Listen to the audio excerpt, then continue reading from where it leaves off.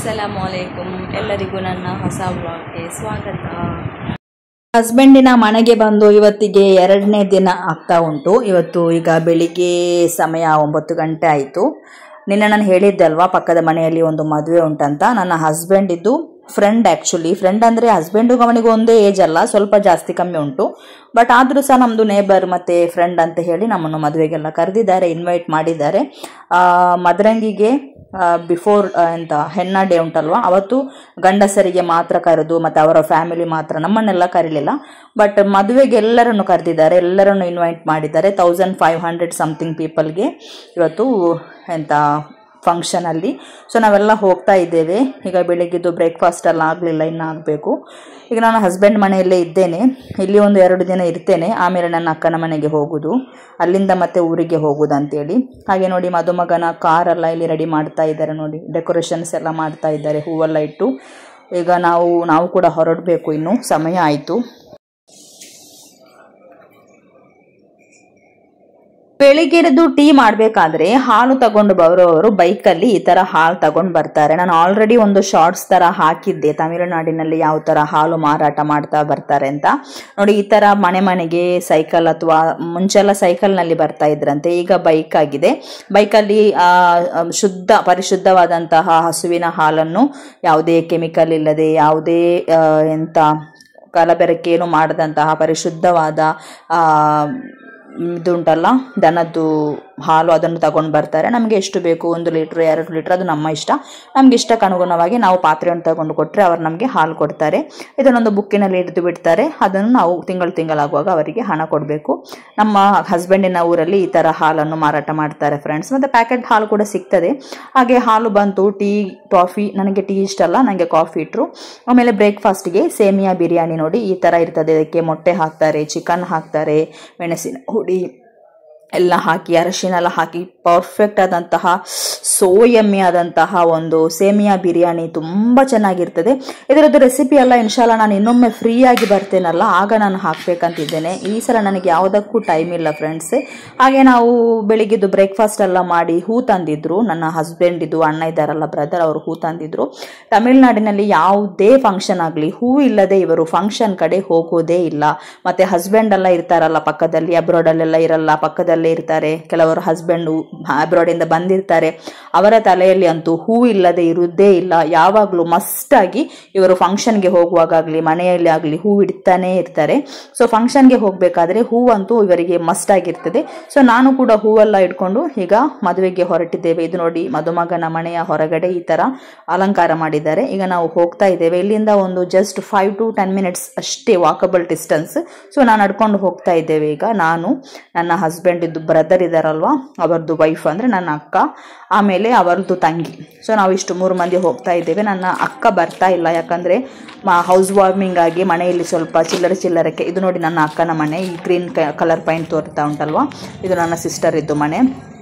So ಸಿಸ್ಟರ್ನ ಮಗಳು, ಅಂದರೆ ನನ್ನ ದೊಡ್ಡಮ್ಮನ ಪುಳ್ಳಿದ್ದು ಮನೆ ಒಕ್ಕಲು ಆ್ಯಕ್ಚುಲಿ. ಅಂದರೆ ನನಗೆ ಆ ವಿಡಿಯೋದಲ್ಲಿ ಸರಿಯಾಗಿ ಹೇಳಲಿಕ್ಕೆ ಆಗಲಿಲ್ಲ, ಕಂಪ್ಲೀಟಾಗಿ ಅದನ್ನು ನಿಮಗೆ ವಿವರಣೆ ಮಾಡಲಿಕ್ಕೆ ಆಗಲಿಲ್ಲ. ನನ್ನ ದೊಡ್ಡಮ್ಮನ ಪುಳ್ಳಿಯ ಮನೆ ಒಕ್ಕಲಾದದ್ದು. ಹಾಗೆ ಆ ದೊಡ್ಡಮ್ಮನ ಮಗಳಿಗೆ ಬರಲಿಕ್ಕೆ ಆಗಲಿಲ್ಲ, ದೊಡ್ಡಮ್ಮನಿಗೆಲ್ಲ ಬರಲಿಕ್ಕೆ ಆಗಲಿಲ್ಲ. ಅವರ ಮನೆಯಲ್ಲಿ ಸ್ವಲ್ಪ ಕೆಲಸ ಎಲ್ಲ ಇತ್ತು. ಸೊ ನಾವು ನಾಳೆ ಊರಿಗೆಲ್ಲ ಹೋಗೋದಲ್ಲ, ಒಂದು ಸಮಯ ಇಲ್ಲಲ್ಲ ನಮಗೆ, ಹಾಗೆ ಅವ್ರು ಬರಲಿಲ್ಲ. ಈಗ ನೋಡಿ, ನಾವು ಈಗ ಹಾಲ್ಗೆ ಬಂದಿದ್ದೇವೆ. ಇಲ್ಲಿ ತಮಿಳುನಾಡಿನಲ್ಲೆಲ್ಲ ಫ್ರೆಂಡ್ಸ್ ಎಲ್ಲ ಸೇರಿಕೊಂಡು ಈ ಥರ ಫ್ಲೆಕ್ಸ್ ಹಾಕೊಂಡು ಬಿಡ್ತಾರೆ. ಇದರಲ್ಲಿ ಎಲ್ಲ ಅವರದ್ದು ಫ್ರೆಂಡ್ಸ್ ಎಲ್ಲ ಯಾರಿರ್ತಾರೆ ಅವರದ್ದೆಲ್ಲ ಹೆಸರು ಕೂಡ ಇಲ್ಲಿ ಹಾಕಿ, ಅವರವರು ಹಣ ಎಲ್ಲ ಶೇರ್ ಮಾಡಿ ಹಾಕಿ ಆಗ್ತದೆ. ನೋಡಿ, ನನ್ನ ಹಸ್ಬೆಂಡಿದ್ದು ಅಣ್ಣ ಇದ್ದಾರಲ್ಲ, ಅವರದ್ದು ಹೋಟೆಲಿದ್ದು ಲೋಗು ಇಮಾನ್ ಅಂತೇಳಿ ಅವ್ರದ್ದು ರೆಸ್ಟೋರೆಂಟ್ ಉಂಟು. ಸೊ ಅವರ ಫೋಟೋ ಕೂಡ ಉಂಟು, ಮತ್ತು ಮಕ್ಕಳ ಫೋಟೋ ಎಲ್ಲ ಹಾಕಿದ್ದಾರೆ. ಈಗ ನಾವು ಮದುವೆದು ಹಾಲ್ ಉಂಟಲ್ವ, ಮಂಟಪ, ಅಲ್ಲಿಗೆ ಹೋಗ್ತಾ ಇದ್ದೇವೆ. ಇದು ಇವರ ಮನೆಯ ಹತ್ತಿರದಲ್ಲಿ ಯಾರಿಗೆ ಮದುವೆ ಆದರೂ ಸಹ ಇದೇ ಹಾಲಲ್ಲಿ ಮದುವೆ ಆಗೋದು. ಅದು ಎಷ್ಟೇ ದೊಡ್ಡ ಪಾಪದವರಾಗಲಿ ಶ್ರೀಮಂತರಾಗಲಿ ಯಾರಿಗಾದರೂ ಸಹ ಇದೇ ಹಾಲ್ ಆ್ಯಕ್ಚುಲಿ ತುಂಬ ಚೆನ್ನಾಗಿ ಉಂಟು. ಮೇಲೆ ಕೆಳಗೆ ಎಲ್ಲ ದೊಡ್ಡ ದೊಡ್ಡ ಹಾಲ್ ಆಗಿ ದೊಡ್ಡ ಕೂತ್ಕೊಳ್ಳಿಕ್ಕೆಲ್ಲ ಒಳ್ಳೆ ಒಂದು ಎಂಥ ವಸತಿ ಇರುವಂತಹ ಒಂದು ಹಾಲ್ ಆಗಿರ್ತದೆ. ಇದು ಕಚಡ ಆ ಥರ ಏನಲ್ಲ, ಫುಲ್ಲಾಗಿ ಫರ್ನಿಚರ್ ಆಗಿ ಒಳ್ಳೆ ಲೈಟಿಂಗ್ಸ್ ಎಲ್ಲ ಹಾಕಿ ತುಂಬ ಚೆನ್ನಾಗಿದೆ ಈ ಹಾಲ್ ಆಯಿತಾ. ಈಗ ನಿಕ್ಕಾ ಓದ್ತಾ ಇದ್ದಾರೆ. ಈಗ ಬೆಳಿಗ್ಗೆ ಸಮಯ 12 ಐ ಥಿಂಕ್, ನಾವು ಬರುವಾಗ 11:30 ಆಗಿತ್ತು. ಈಗ 12 ಆಯಿತು, ನಿಕ್ಕಾ ಎಲ್ಲ ಮುಗಿತಾ ಬಂತು ಆಲ್ಮೋಸ್ಟ್. ನಿಕ್ಕಾ ಮಾಡ್ತಾ ಇದ್ದಾರೆ, ದುವಾ ಮಾಡ್ತಾ ಇದ್ದಾರೆ. ಈಗ 12 ಗಂಟೆ ಆಯಿತು, ದುವಾ ಮಾಡ್ತಾ ಇದ್ದಾರೆ, ನಿಕ್ಕಾ ಎಲ್ಲ ಮುಗೀತು. ஜூன் மாதம் 25ஆம் தேதி புதன்கிழமை பகல் 12:10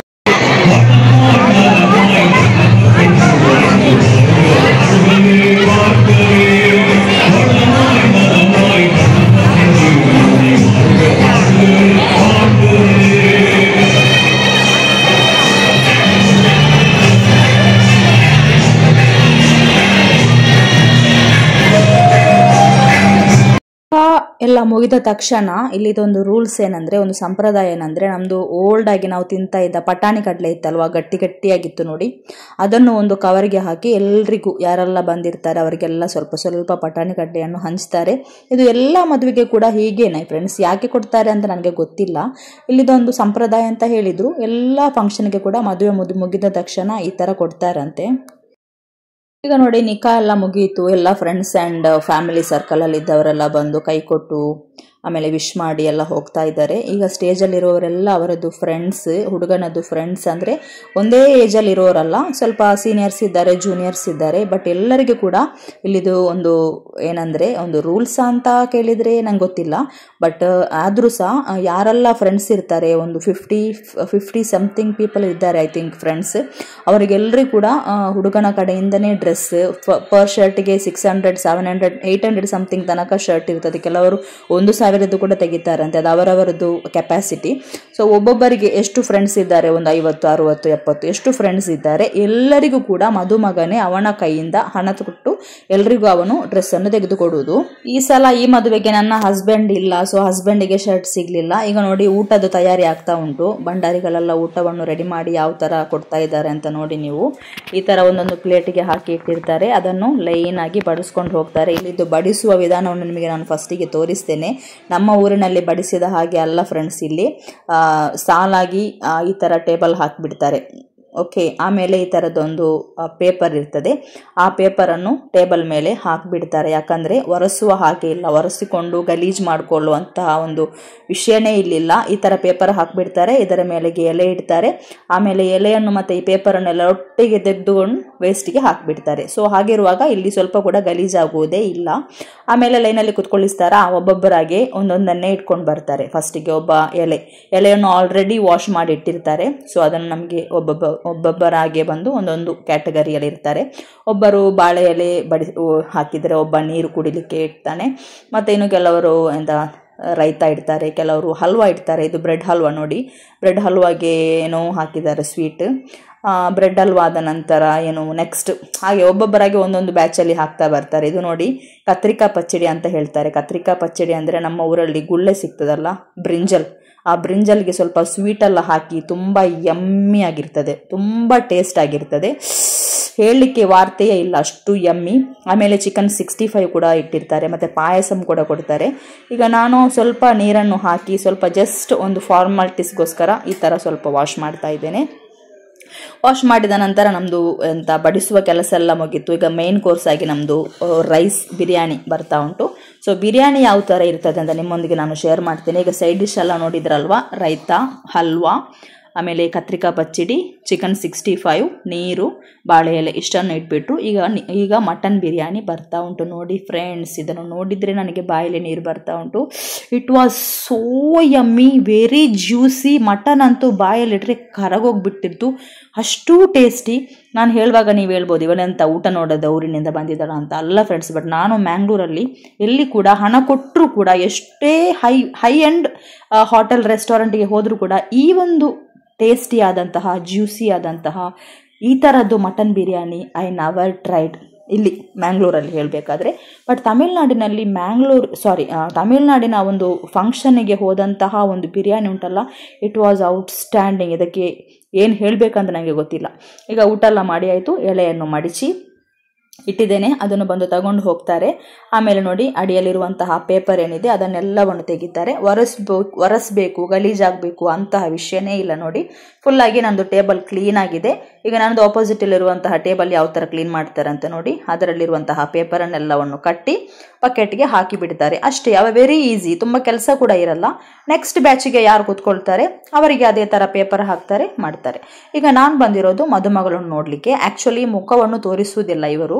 ಆಫ್ಟರ್ ಹುಡುಗ ಎಲ್ಲ ಬಂದು ಎಲ್ಲ ಆದ ನಂತರ ಕೂಡ ಮುಖ ತೋರಿಸೋಲ್ಲ, ಅದು ಬೇರೆ ವಿಷಯ. ಬಟ್ ಮುಖ ತೋರಿಸೋದಿಲ್ಲ, ನನ್ನಿಂದ ಇಷ್ಟೇ ನಿಮಗೆ ತೋರಿಸ್ಲಿಕ್ಕಾಗಿತ್ತು. ಈಗ ನಮ್ಮದು ಮದುವೆ ಮುಗೀತು, ಸೀದಾ ನಾನು ಈಗ ಮನೆಗೆ ಹೋಗ್ತಾ ಇದ್ದೇನೆ.